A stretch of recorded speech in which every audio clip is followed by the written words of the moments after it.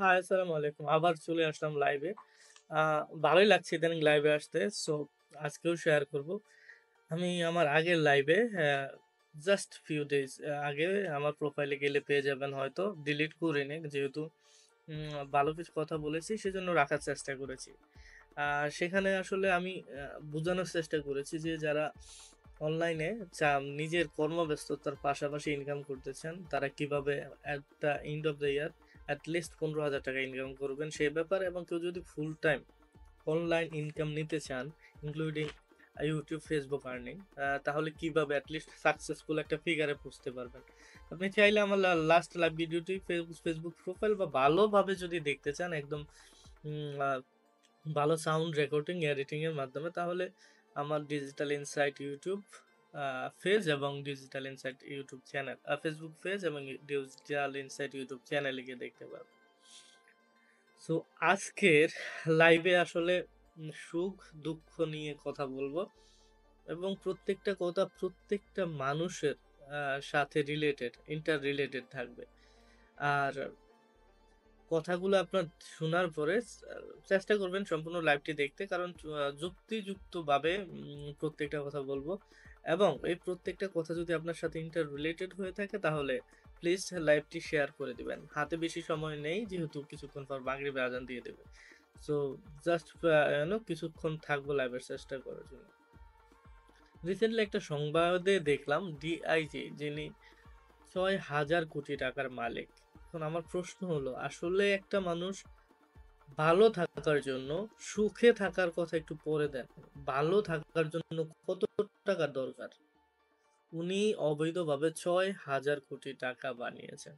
So it's been actually good. এটা আসলে কতটা মানে অ্যাকসেপ্টেবল আসলে? এখন আমরা আসলে এ সুখ নিয়ে যেহেতু আজকে আহ লাইভটা বানিয়েছি, সো আজকে শুধুমাত্র সুখ নিয়েই কথা বলবো। অন্যদিকে যাওয়ার প্ল্যান বা চিন্তা ভাবনা নাই। এখন সুখের সংজ্ঞা আপনি যদি আমাকে বলেন, কারোর জন্য সুখ মানে শান্তি, শান্তিতে থাকা। আমি এগুলো আস্তে আস্তে বর্ণনা করার চেষ্টা করব শান্তি কি। আবার কারোর জন্য সুখ মানে সাফল্য এবং ভালোবাসা, এবং সুখ মানে শান্তি হলো যেমন রিল্যাক্স লাইফ, কোনো চাকরির প্যারা নেই, কোনো ঝামেলা নেই, শুয়ে বসে ঘুমালাম, খেলাম। একটা কথা আছে, মানে আমাদের বন্ধু বান্ধবরা প্রায় এই ধরনের বলে থাকে যে, ইস, আজকে যদি এমন একটা জীবন হতো, আমি সারাদিন শুয়ে থাকতাম আর আমার পকেটে টাকা আসতো, আমাকে যদি কেউ যদি এভাবে চাকরি দিত যে শুয়ে শুয়ে আমি চাকরি নিতাম। আহ, এমন হয় কিনা আমি জানি না, এই ধরনের চাকরি আছে কিনা জানি না, সারাদিন শুয়ে থাকলাম আর মাস শেষে আমার পকেটে টাকা আসলো। সো এই ধরনের একটা চাকরি আসলে কতজন খুঁজেন সুখে থাকার জন্য? তো এই ধরনের মানুষ পাওয়াটা খুব আসলে রেয়ার না, বলা যায় অনেকেই আছে যে যারা চিন্তা করে, "ইস, আজকে এমন হতো যদি সুখে, মানে শুয়ে শুয়ে টাকা আমি যদি গুনতে পারতাম, তাহলে আমার কোনো টেনশনই ছিল না, চিন্তাই ছিল না।" সো এই ধরনের কিছু মানুষের যারা সারাক্ষণ শুধু রিল্যাক্সে থাকতে চায়, চাকরির প্রেসারে থাকতে চায় না, তাদের জন্য সুখ মানে শান্তি, রিল্যাক্সে থাকা, আরামে থাকা, কোনো প্রেসার নেই, চাপ নেই। আবার কিছু সংখ্যক মানুষ রয়েছে যারা সুখ মানে খোঁজে সাফল্য, মানে সুখ মানে এমন ভাবে খুঁজে যে আহ, সে যেমন একটা এক্সাম দিল, এক্সামে খুব ভালো রেজাল্ট করলো, তার কাছে সুখ মানে কিছু অর্জন করা, সাফল্য, সাফল্যিত কিছু অর্জন করা সুখ মানে এটা। আহ কথা বলার মাঝখানে বলে দেই, আজকের যে ল্যাবটি আমি আসলে চেষ্টা করবো আমার ইউটিউব চ্যানেল বা ফেসবুক পেজে দিয়ে দিতে।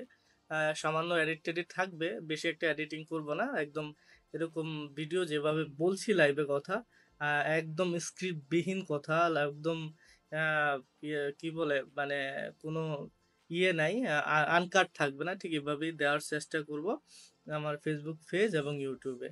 তো যখন বলছিলাম সাফল্য, সুখ মানে সাফল্য মানে কিছু অর্জন করা, কোনো কিছুর প্রতি আহ প্রত্যেক দিন অনেক দিন ধরে আপনি চেষ্টা করলেন, শেষে আপনি এটা অর্জন করলেন। যেমন আপনি পরীক্ষার আগে অনেক প্রচুর পড়াশোনা করলেন, দিন রাত খেটে পড়াশোনা করলেন, তখন আপনার কাছে মনে হয়েছে আহ যে আসলে অনেক কষ্ট পড়াশোনায়, বাট যখন আপনি রেজাল্টটা পেলেন তখন আপনার কাছে খুব ভালো লাগলো এবং এই ভালো লাগাটাই আপনার কাছে আসলে মনে হলো সুখ।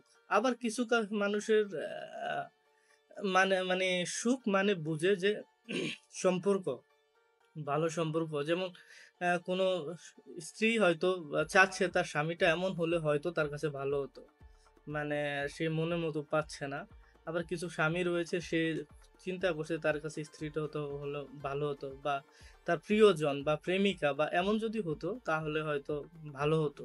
এই এমন হওয়াটাই আসলে তাদের কাছে সুখ।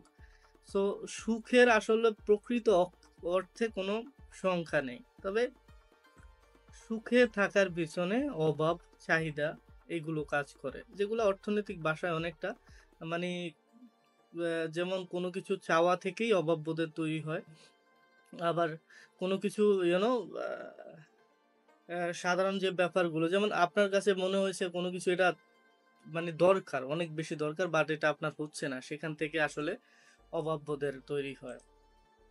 এখন আরো কিছু ব্যাপার রয়েছে, যেমন আ আমরা যারা সমাজে যেমন আপনি আ অনেক ইচ্ছে করে দুঃখ দিলেন। আ যেমন কারো সাথে আপনি খারাপ ব্যবহার করলেন। আপনি চাইলে হয়তো এই কথাটা প্রাসঙ্গিক না, বাট তারপরেও যেহেতু লাইভে কথা বলতে এসেছি বলে দেই যে আপনি কারো সাথে যদি অত্যন্ত খারাপ ব্যবহার করলেন, মানে যেগুলো আসলে প্রত্যাশিত না, আপনার কাছে ওই লোকটা হয়তো প্রত্যাশা করে না। যে আমরা সম্পর্কের কথা বললাম না, সে তার ভিতরে এই জিনিসটা পড়ে। হয়তো সে আপনার কাছ থেকে এগুলো প্রত্যাশা করলো না, করেনি, হ্যাঁ? তো আপনি তার সাথে অনেক খারাপ ব্যবহার করলেন।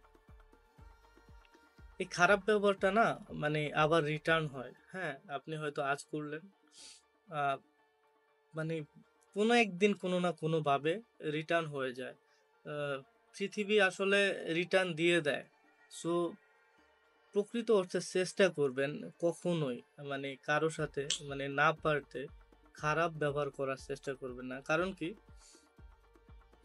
আপনি হয়তো আজকে একটা গল্প আছে, যেমন খেজুর গাছে তার তার কাটার পেরেক লাগানোর একটা গল্প রয়েছে, যেখানে এক ভদ্রলোক প্রায় কি করে গাছে পেরেক মারে এবং তার বাবা, আমি ছোট করে বলে দিচ্ছি, এটা হয়তো অনেক কমন গল্প, অনেকেই জানে যে একজন ভদ্রলোক গাছে পেরেক মারতো, তো তার হয়তো গার্ডিয়ান বা বাবা কেউ গিয়ে বললো যে এই প্যারাকগুলো মারছো, আহ এগুলো তুলে ফেলো, তো গিয়ে তুলে ফেলে। তো থাকার পরে কি হয়, মানে বাবা বোঝাতে চেষ্টা করে তুমি প্যারাক মেরেছো গাছ থেকে প্যারাক গুলো তুলে ফেলেছো, বাট প্যারাক গাছে লাগানোর পরে গাছে যে দাগটুকু রয়েছে, হয়তো তোমার প্যারাক তুলে নেওয়াটা রয়ে যায়, বাট গাছে যে দাগটুকু রয়েছে সেগুলো মুছে না। সো একটা ব্যাপার যেটা রিলেটেড আসলে মানুষের সাথে খারাপ ব্যবহার যে ব্যাপারটা রয়েছে সেটা করবেন না। কারণ আপনি হয়তো আজ মনে মনে হয়তো ক্ষমা চেয়ে নিলেন, সামনাসামনি বলে দিলেন হ্যাঁ আহ, খারাপ ব্যবহার করেছি, আমাকে ক্ষমা করে দেবে, হতেই পারে। বাট লিস্ট তার মন থেকে কখনোই খারাপ ব্যবহারের ব্যাপারগুলো যায় না, কখনোই যায় না। এটা আসলে চিরন্তন বাস্তবতা। সো জীবন চলার পথে অনেক সমস্যা আসবে, অনেক কিছু থাকবে। চেষ্টা করবেন আসলে বাস্তব অর্থে কারোর সাথে খারাপ ব্যবহার যেন না করতে হয়। কারণ উম, আহ, এই জীবনটা ছোট। আপনি আজ হয়তো কারোর সাথে আপনার রক্তের গরম বা শরীরের গরম বা অর্থের গরম, আপনার কাছে প্রচুর অর্থ রয়েছে, আপনি বুঝতে পেরেছেন যে এই দুর্বল মানুষটাকে আমি যদি আঘাত করি সে আমাকে কিছুই করতে পারবে না, হ্যাঁ? তো এই ব্যাপার থেকে আপনি কারোর সাথে অত্যন্ত খারাপ ব্যবহার করলেন, এবং এই খারাপ ব্যবহারটা আসলে আহ, আপনার হয়তো আজ আজ কিছু হয়নি, বাট লিস্ট এই নিয়তি, এই পৃথিবী আর আল্লাহ কোনো না কোনো ভাবে একদিন আপনাকে ফিরিয়ে দিবে, আর সেটাই বাস্তবতা। তো সুখে থাকার জন্য এখন আমরা যেহেতু লাইভ শুরু করেছি, চলুন সুখ কিনে নিয়ে, তো সুখে থাকার জন্য আমরা কি কি করতে পারবো প্রাসঙ্গিক অর্থে যদি এখন চলে আসি। প্রথমত যে সুখের যেই জিনিসগুলো রয়েছে, মানে প্রথমত প্রতিযোগিতা, হ্যাঁ? যেমন তাদের জীবন চলার পথে আমরা মানসিক চাপ নেওয়াটা অনেক সময় অনেক কষ্টের মনে করি, আর এটা পার্ট অফ লাইফ। প্রত্যেকটা ব্যক্তির আপনাকে মনে রাখতে হবে যে আসলে জীবনে প্রতিটা মুহূর্ত অনেক প্রতিযোগিতা মুখীন। আপনাকে এত সহজে জীবন চলতে দেওয়া যায় না। জীবনটা মানেই হলো যুদ্ধ। প্রতিটা প্রতিটা ক্ষেত্রে আপনাকে যুদ্ধ করতে হবে এবং সেটা আপনাকে সবসময় মেনে নিতে হবে। তার জন্য আপনাকে অনেক কঠিন সমস্যার সম্মুখীন হতে হবে। তা আপনাকে সাধারণ চিত্তে মনে রাখতে হবে। আর এটাই জীবন। আর যদি এগুলো আপনি সহজভাবে নিতে পারেন, তাহলেই আপনার কাছে জীবন অনেক সহজ হবে, শান্তির হবে।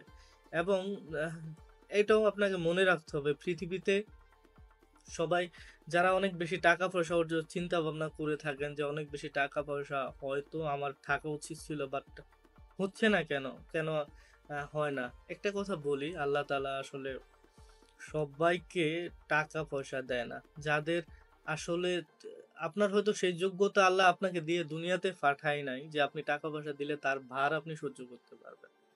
সো আমরা যারা যেই পরিমাণ টাকা পয়সার মালিক রয়েছে, হ্যাঁ? সেই পরিমাণ টাকাই হয়তো আম মনে হয়েছে যে আমরা এর প্রাপ্য বা যোগ্যতা। আর আপনি যদি এর থেকে বেশি টাকা পয়সা আপনার নসিবে বা ভাগ্যে আল্লাহ দিয়ে থাকে, তাহলে সেই সময়টার জন্য আপনাকে অপেক্ষা করতে হবে। সঠিক সময়ে হয়তো আপনি কোনো এক সময় আপনার সেই সঠিক টাকা পয়সা হয়তো আপনি অর্জন করতে পারবেন। এবং জীবন চলার ক্ষেত্রে যে আপনার জীবন সঙ্গী রয়েছে, আপনার ওয়াইফ বা হাজব্যান্ড বা প্রেমিক বা প্রেমিকা যেই কেউ থাকুক না কেন, তার কাছ থেকে হয়তো আপনি প্রত্যাশা করেন কিছু একটা চেঞ্জের। সে হয়তো দেখতে আরেকটু ভালোভাবে চলতে পারতো বা আরো একটু পড়াশোনা করার উচিত ছিল, বা কোনো একটা খারাপ ব্যবহার বা খারাপ অ্যাটিটিউড হয়তো আপনার জীবন সঙ্গীর সাথে রয়েছে। যেহেতু জীবন একসাথে চলার জন্য আপনি চিন্তাই করে ফেলেছেন, তাহলে আপনার উচিত হবে অ্যাট লিস্ট মানিয়ে নেওয়া। কারণ কি, খালি খালি প্রিয়জনের থেকে যা আল্লাহ তাকে যেভাবে বানিয়ে দিয়েছে দুনিয়াতে, ঠিক সেভাবেই মানুষটা আসলে উম, আহ, থাকবে এখানে। আপনি চেষ্টা করবেন চেঞ্জের জন্য, হয়তো আজ শেখাবেন, কাল হয়তো মানুষটা যেভাবে আছে ঠিক সেভাবেই থাকবে। শত চেষ্টা করেও হয়তো আপনি চেঞ্জ করতে পারবেন না, কারণ তার ভিতরে যে মেকানিজম আল্লাহ ঠিক সেভাবে বানিয়ে দিয়েছে। তো নিজেকে মানিয়ে নেওয়ার চেষ্টা করবেন সুখে থাকার জন্য। অত্যন্ত বেশি চেঞ্জেস বা আপনার হাজবেন্ড জীবন সঙ্গী সঙ্গীকে কখনো শাহরুখ খান কালের সাথে সালমান খান ঐশ্বরিয়া রায়ের সাথে তুলনা করতে যাবেন না। অনেক বেশি প্রত্যাশা, যেমন কিছু ফ্যামিলি আছে অনেক হাই স্ট্যান্ডার্ড চলাফেরা করে, বড় বড় রেস্তোরাঁতে খায়, দামি গহনা পরে। সো কখনোই এগুলা হয়তো চেষ্টা করবেন না। হয়তো মানুষটা আপনাকে দিতে চাচ্ছে, সেই সক্ষমতাটুকু তার নেই, সেজন্য দিতে পারে না। আর যেটা হয়তো অনেকে অনেক বড় চিন্তা আছে যে আজকে হয়তো আমি আইএলটিএস দিয়ে ভালোভাবে করতে পারবো জীবনটা, বাট আইএলটিএস দেওয়া হলো না, তার জন্য হয়তো আপসেট থাকতে পারেন। বা আপনার প্ল্যান ছিল যে আপনি আজকে হয়তো ভালো একটা ব্যাংকে হয়তো চাকরি করতেন বা বড় একটা কোম্পানিতে হয়তো আজ একজন বড় পজিশনে থাকতেন, হ্যাঁ, বাট হয় নাই। তার জন্য আপনি নিজেকে নিজের কাছে আপসেট মনে হবে, দুঃখ মনে হবে। সো এই জিনিসগুলো আসলে আমাদের চেঞ্জ করতে হবে। জীবন যেই গতিতে চলছে সেভাবে আসলে চলতে দিন। আর যা হয়ে গেছে তা নিয়ে কখনো নিজের জীবনকে আফসোস করবেন না। এখন নতুন ভাবে জীবন সাজানোর জন্য কি করা যায়, এখন আপনি যেই সিচুয়েশনে রয়েছেন, হয়তো এই সিচুয়েশনটাকে কিভাবে আপনি চেঞ্জ করতে পারেন, কিভাবে আপনি আপনার লক্ষ্য আবার নতুনভাবে স্থির করে সেইভাবে কাজ করে জীবনে সফলতা অর্জন করতে পারেন, তার জন্য চেষ্টা করবেন। তো এই খেলো ছোট আজকের লাইভ ভিডিওটি আমি আমার ফেসবুক পেজ এবং ইউটিউব চ্যানেলে আবার ডাউনলোড করে দিয়ে দেব। ভালো থাকবেন। এর আগের লাইভটি আপনি চাইলে দেখতে পারেন, আমার প্রোফাইলে গিয়েও দেখতে পারেন বা আমার ফেসবুক পেজ বা ইউটিউব চ্যানেলে দেখতে পারেন। সো ভালো থাকবেন। আল্লাহ হাফেজ। আনকাট লাইভ, কোনো স্ক্রিপ্ট ছিল না। Tata, bye bye.